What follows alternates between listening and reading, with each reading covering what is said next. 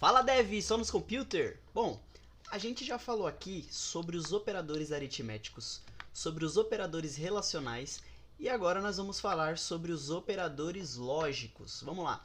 Os operadores aritméticos, eles são os operadores que operam matemática, certo? São operadores matemáticos, eles fazem operações matemáticas, operam números. 1 mais 1, 2 mais 2, 3 vezes 2, etc. Os operadores relacionais, eles operam relações entre dois objetos, entre duas coisas, entre dois números. Esse número é igual a esse, essa string é igual a essa, este número é maior ou igual a este. Então, eles operam a relação entre duas coisas. E os operadores lógicos ou operadores booleanos, né? Os operadores booleanos trabalham com booleanos. Eles operam com booleanos, ou seja, eles só trabalham com verdadeiro ou falso. Não tem outra coisa, não trabalha com não trabalha com outros tipos de dados. Eles só trabalham com verdadeiro e falso. Assim como os outros operadores, os operadores booleanos têm alguns símbolos no C#.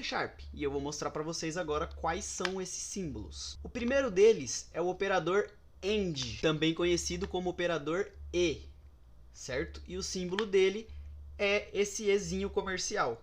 O segundo operador é o operador OR, também conhecido como OU. E o símbolo dele no C# é esse pipe, né? Essa barrinha reta. O terceiro operador é o XOR. O XOR ele é quase igual ao OR, só que ele tem uma pequena diferença que eu vou explicar mais para frente. A gente conhece ele como OU exclusivo. E o símbolo dele é esse chapéuzinho aí.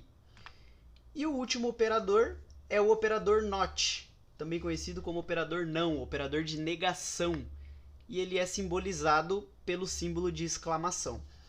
Eu quero deixar só uma coisa clara, tá? Esses símbolos que eu estou mostrando para vocês, eles são uns dos mais usados no C#, mas não são só eles, tá? Tem mais alguns, eu só não vou explicar eles agora, porque senão vai ser muita informação para quem está começando. Então eu vou explicar esses daqui e mais para frente a gente vai falando sobre os outros que tem. E já vou deixar adiantado que entre esses quatro aqui, a gente usa mais o AND, o OR e o NOT. O XOR quase não usa, mas eu vou explicar para vocês saberem que ele existe. Assim como os outros operadores booleano também têm uma ordem de precedência. E a ordem de precedência dele, do mais importante, digamos assim, ao menos importante, é essa daqui. Em primeiro lugar vem o NOT, em seguida ele resolve o AND, depois o XOR e por último o OR. Então, se você tiver um teste que tem todos os operadores, ele resolve nessa sequência. Primeiro o NOT, depois o AND, depois o XOR e por último o OR. Eu acho bem difícil você ter uma situação em que você vai usar todos eles, mas só para vocês saberem que existe uma ordem de precedência, essa é a ordem de precedência dos operadores booleano. Você também consegue ver isso na documentação oficial da Microsoft, lá do C#.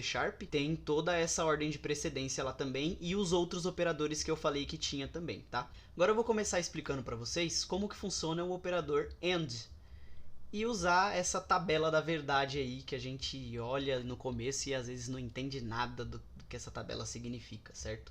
Onde tem esses P, Q, P e Q e um monte de true e false e eu vou falar para vocês. Ó, aqui esse primeiro P seria o primeiro operando, o Q é o segundo operando e aqui seria a equação, né? P e Q. Seria dessa forma que a gente usa para testar isso no C#.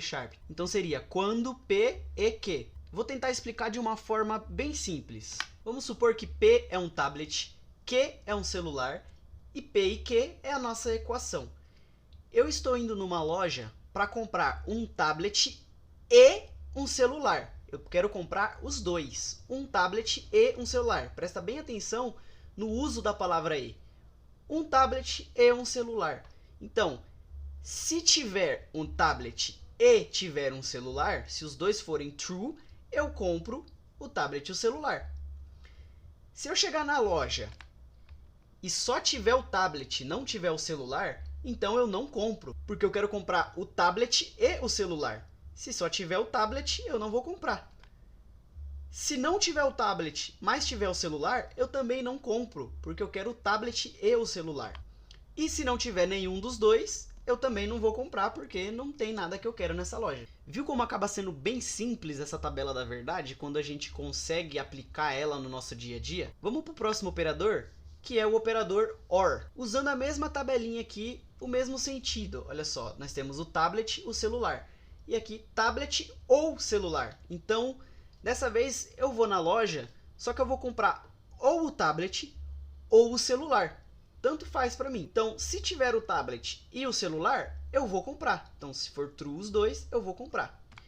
Se tiver o tablet, mas não tiver o celular, eu também compro, porque eu vou comprar ou um ou outro. Se não tiver o tablet, mas tiver o celular, eu também vou comprar, porque para mim tanto faz ter ou um ou outro. E se não tiver nenhum, não tem como eu comprar, né? Porque se eu quero comprar ou tablet ou celular, se não tem nada, eu não compro. O operador SHOR, ele é quase o operador OR. Ele só vai ter uma pequena diferencinha. O operador OR, ele vai retornar true se for ou um ou outro. Se os dois forem verdadeiros, ele também vai retornar true. No caso do SHOR, não. Eu vou na loja comprar ou um tablet ou um celular. Se tiver os dois, eu não vou comprar, porque eu quero só ou um ou outro. Aqui a gente vê no primeiro exemplo, tem o tablet e tem o celular, então eu não vou comprar, porque eu só quero um. Se tiver apenas o tablet e não tiver o celular, eu compro. Se tiver apenas o celular e não tiver o tablet, eu também compro. E se não tiver nenhum dos dois, eu não compro nada, porque eu só quero exclusivamente ou um ou outro. Notem que é só essa primeira sentença de cima, quando as duas condições são verdadeiras, que o SHOR vai retornar false. Essa é a única diferença dele com o OR. Dificilmente você vai usar o SHOR, geralmente a gente usa mais o OR, beleza? Operador NOT é o mais simples e mais fácil de todos. Ele nega uma sentença, ou seja, se a sentença for verdadeira, ele coloca como falsa. Se a sentença for falsa, ele coloca como verdadeira. Vamos ver aqui no exemplo, fazendo uma pergunta. A lâmpada está acesa? Então, lâmpada acesa, true, verdadeiro. E a negação de lâmpada acesa, ou seja, uma não lâmpada acesa, é false. Então a gente tem aqui o símbolo de negação como ele é colocado, né? Então aqui temos true, lâmpada acesa. E uma não lâmpada acesa é uma lâmpada apagada, ou seja, false. E no caso de lâmpada apagada, uma não lâmpada apagada é uma lâmpada acesa, ou verdadeira. Então ele apenas inverte ali, transforma true em false e false em true. Em alguns testes a gente usa bastante o operador NOT, quando eu quero que uma coisa não seja algo. E aí a gente coloca esse teste do NOT aí. Bora pro Visual Studio. Então aqui, gente, eu tô com os resquícios aqui da outra aula. Deixa eu apagar aqui esses operadores relacionais. E ficou aqui, ó, essa sentença aqui de operador relacional, né? Então, A é maior ou igual a B? A gente sabe aqui que se A é 1 e B é 2, então A não é maior que B e A também não é igual a B. Então ele não é maior ou igual.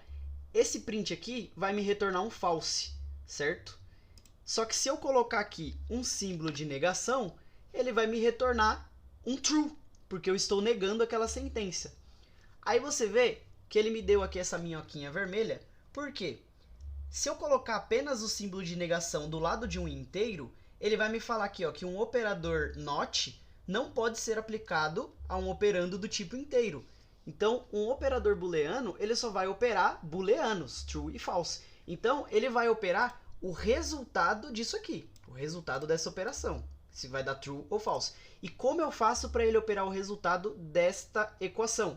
Utilizando o nosso lindo e belo parênteses, que vai fazer ali a nossa precedência principal.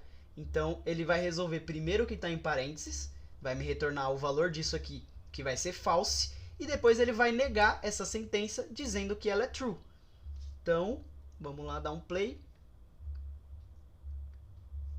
Ao invés dele retornar false, ele me retornou true, certo? E como que eu uso os outros operadores? Vamos tirar aqui essa negação. Eu vou fazer mais uma variável inteira aqui, ó. Vou chamar ela de int c. Opa, deixa minúsculo. E vou colocar aqui o número 3. Opa, por que desceu? Ah, não, no lock está desligado. Então, eu vou colocar ela aqui como valendo 3, tá?